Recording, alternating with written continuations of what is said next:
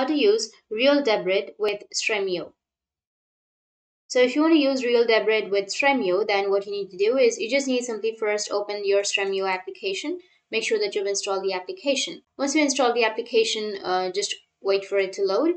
And you need to go with your browser. Under your browser, you need to search for torrential.stream.fun and hit the enter. Now you can just simply go with the first option or the first search. And here you will have this kind of interface. You just need to simply scroll down, and here you need to enter the providers, the sorting, the priority foreign language, your exclude qualities, resolutions, your maximum results per quality, video size limit, and debit provider. Once you've chosen, now you need to go with install, and once you install Torrential, you need to move on to the next tab, and here you need to search for Real Debrid login, and then you need to go with realdebrid.com and go with login, which is on the top right, and then make sure to log into your account.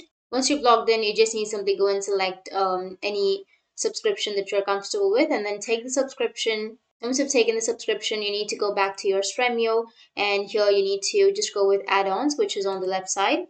And here you need to search for the add-on, which is Torrential, and you need to add the Torrential add-on.